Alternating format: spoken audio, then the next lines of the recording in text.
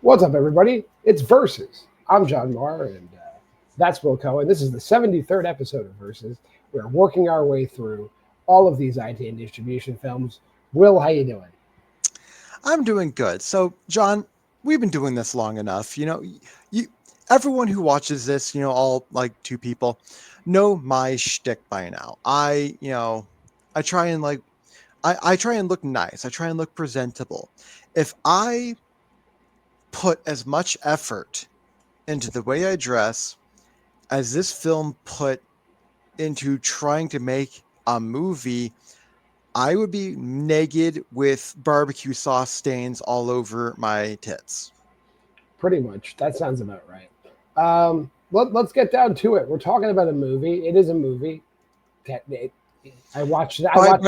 By the legal definition, this is a movie. It's a 78-minute film called Creature in the Dark.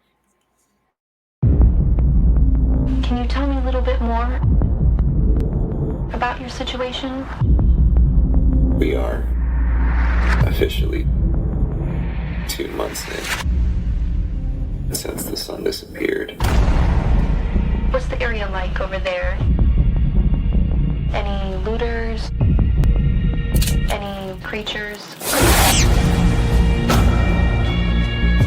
Well, I guess just one. It's down in my basement. You have it in the basement? Kind of studying it for a while. You have to get it out. What? Why? It may have sent signals out to others. The creatures communicate.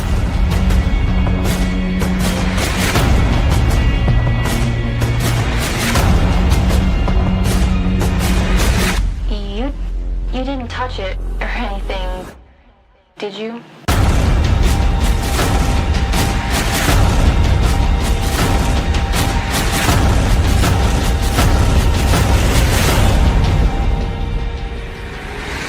That trailer is 80 times better than the movie. Easily 80 times better. And that's not even saying much. Let's just face that fact right now. The best part is that trailer is cut from it's basically the last conversation in the movie just spread out over a trailer. But there's like 75 minutes of movie before that conversation even happens. So I'm going to take the task here, John, the arduous task of basically breaking down the plot. Here it is. I am not, and if you think I'm making a word of this up, you go waste your time with that 78 minutes. Here it is.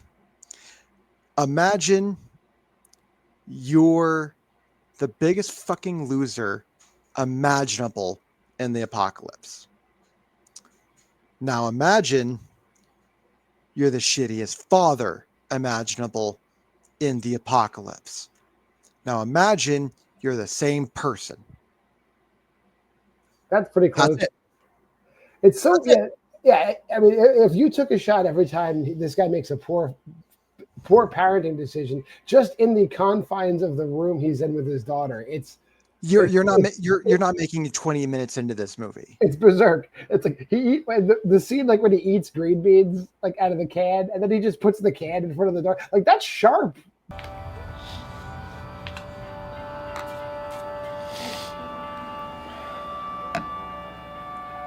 Dude, like don't give that to her. That's sharp. This kid doesn't look old enough to eat anything other than baby food. Yeah. She's just taking up the things and like just throwing it. I was half expecting him to backhand the kid at that point. My favorite like parenting moment is when the daughter's just sitting on the floor, and he goes to sleep. I'll be fine. Just a little sleepy. You can't do that. Put her in a. There has to be a crib. Like we're in crib. And you see, my favorite moment is when she is crying because he's hungry, because she's hungry. He goes, "Give me 5 more minutes."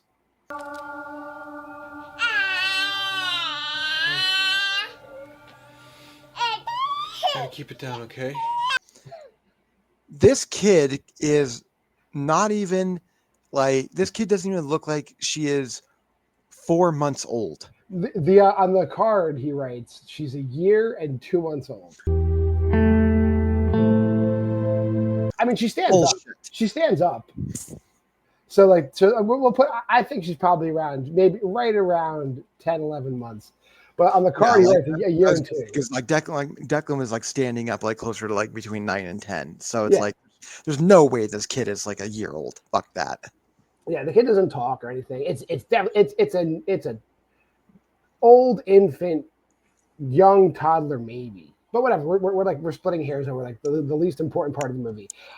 This is the apocalypse. You get like some blurbs of exposition. Apparently, like something blocked out the sun. The sun disappears. That's the apocalypse. The sun disappears. However, and now after the sun disappears, there's like these shitty kind of like they look like somebody's cosplaying as the bugs from Starship Troopers. That's what the creature looks like. It's like somebody bought the Starship Troopers bug costume from Party City and is like running around.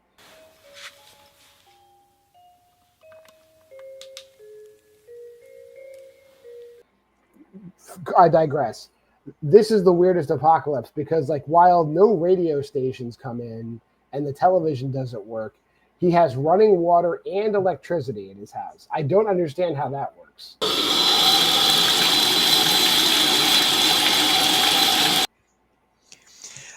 But here's the even weirder thing about that. He has electricity, and somehow he's always fucking cold. Yeah.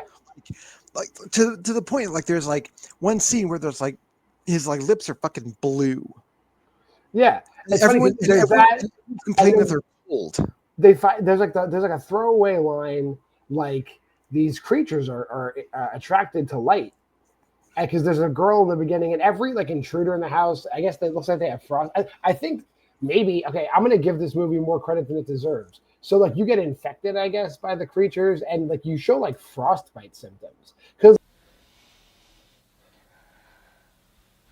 like the lady in the beginning has frostbite symptoms. Another person that shows up later has frostbite symptoms. He starts showing frostbite symptoms. They never explicitly say that, but right. Whatever. Because there's one girl in the beginning. This is like the shittiest version of It Comes at Night. Pretty much is what this movie is. It Comes at Night, whispered through one of those can-to-can telephones, and then the guy gives you the thumbs up and makes what they think It Comes at Night is, and it is not. It is this. That's the best way to describe it. Because some of the plot elements are similar, but it's not the same movie. See, like the first 10 minutes might as well be a completely different movie. Yeah, because in the beginning, an intruder comes in the house, and like it's tense because like even though they're carrying lanterns and flashlights, which are clearly giving away their position, if you turn on the lights in the house, that's the tipping point.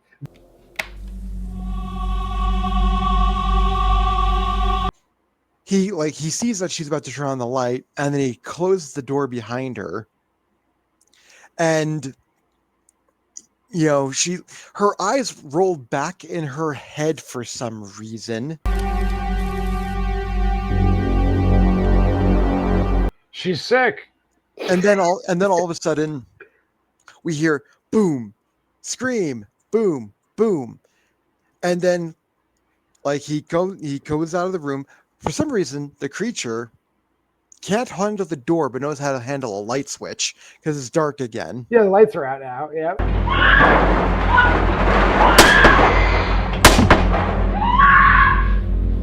Yeah, and then but he like shines the flashlight, which doesn't fucking matter. Okay, light, whatever. And there's not even any flesh. Like this woman is just now eviscerated. Like she is just been reduced to like a giant puddle on the floor. Which you see this is the only thing I will give this guy one iota of credit as a father. At least he cleans up the blood.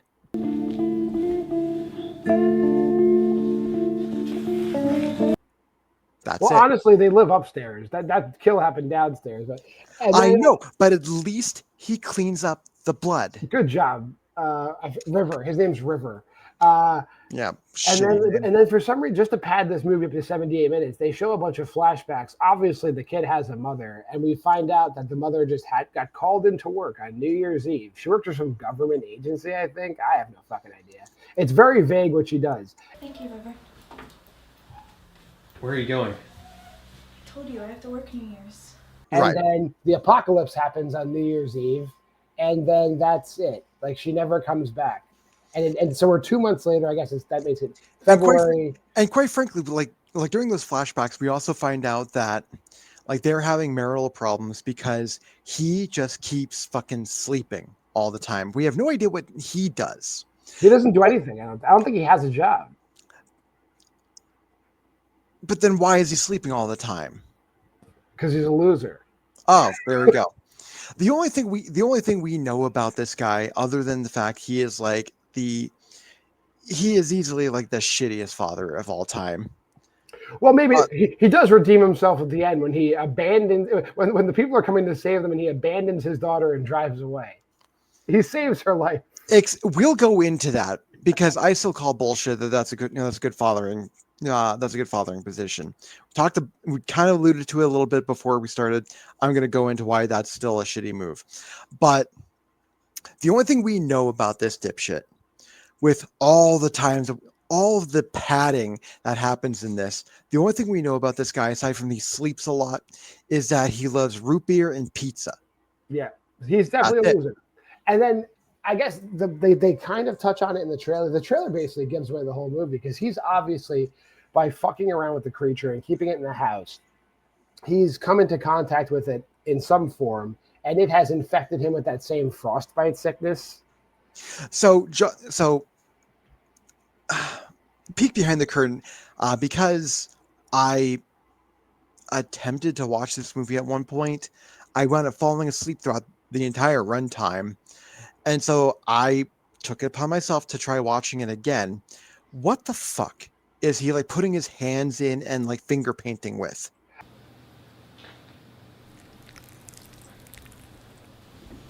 That's like a dead body. Like, I guess the creature killed somebody because there's dead bodies. I think one is the woman that's killed in the beginning. And for some reason, the creature's like in his basement, which he says it's never explained. He just says it, and it is down there. But right, whatever. And then he's like a dead body, sticking his hands in it. And I think that is his curiosity kills the cat. Because then he gets like that patch of redness on his leg, and then he has like the boils, and then he's like starting to show the symptoms that the infected people have. And then when he gets the call that he's going to be rescued, he fucks off. The daughter's fine, and when the people come, it's like, we can't find this dude. We're going to take this daughter, and that's the end of the movie. And here's the thing that like really pisses me off about him just fucking off. Like he basically tells her, "I'm going to drive off. You take my daughter. I'm going to drive off and lead the monster away." But the monster doesn't follow. Yeah, because we even see it at one point outside of his car. Yeah, the monster is not fucking following, which means if the monster's not following, the monster's still in the fucking house, which means he doomed his daughter. Well, they seem to extract her no problem. They just walk in, grab her, and walk out, which is weird because like. But we never see them get out of their car. Yeah, we never see them like leave the house. We never see them get into the car. We don't pad this movie with scenes that make sense. We pad this movie with scenes of which is why aimlessly walking around the house. Right, which is why I think the reason why they ended it where they ended is because the monster decided, hey, why go after one when a smorgasbord just walked in the house? Congratulations, you just doomed humanity. Fuck you, River.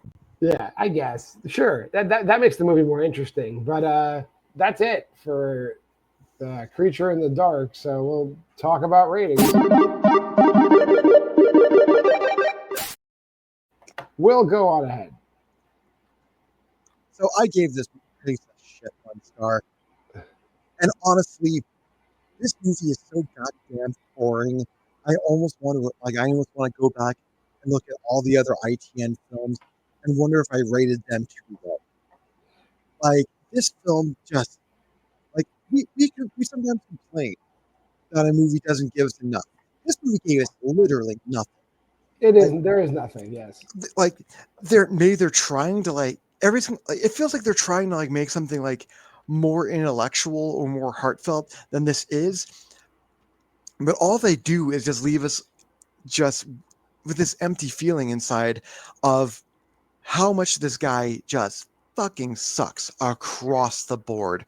It's like, dude, we're like this guy would make Michael Vick Man of the Year. Like this is just a piece of shit all around. Yeah. I guess I wasn't as. I mean, I still think this movie's bad, but like 1.5 for me. Like I wasn't like offended by it. I was just sitting there the whole time like something happens, right? Something happens, right? Something happens, right? And then nothing really happens.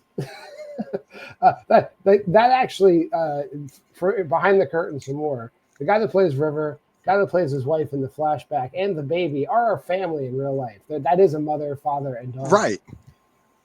Good job. I mean, the baby's a great actor. better actor than any other person. Yeah, Goddamn movie. That'll do it for this week. We're trucking right along. We're still in the year 2020. Next week, the movie next week is called From the Depths. It's a shark movie. That is the next ITN distribution film. So we'll be here for that. And I did notice in the comments, people are asking like, hey, Will's favorite director, Louisa Warren, is putting out my Facebook friend, Louisa Warren. Will's favorite director, Louisa Warren, is putting out a bunch of movies. When are you going to get to those movies? Hey, calm down. We're doing ITN. We will get back. I know she's done a bunch. We're going to stockpile them, and then we'll go back to Louisa. I promise everybody. But if you made it this far in the video, like, comment, subscribe, and share. Go to the Facebook group at Why We Love Horror. Check out the Letterboxd challenge here. And by the way, schedule. Sunday is normally Why We Love Horror TV. I guess we're taking a break for a few weeks until Welcome to Derry comes on the air. Then we'll come back with Why We Love Horror TV. We may do something in the interim. I don't know. Aaron and I, we're just two dads. Oh, and Will's a dad too. We're just three dads up in this shit. Do whatever we want. Monday is Versus. You're watching it. Tuesday, Why Liv Loves Horror. I don't know. Maybe I'll wrangle her for a show. She was being a real pain in the ass today behind the scenes. Like she was out of control. Like she's out of control. Like all this, like you give that girl 150,000 view YouTube video, goes right to her head, and she sucks. Wednesday, Aaron unwinds. Thursday, the Why We Love Horror Letterboxd Challenge watch long show, and Friday you get 2 episodes of Why We Love Horror trivia. Until next time, I'm JWMaher, and that's Will Cohen, and this has been Versus.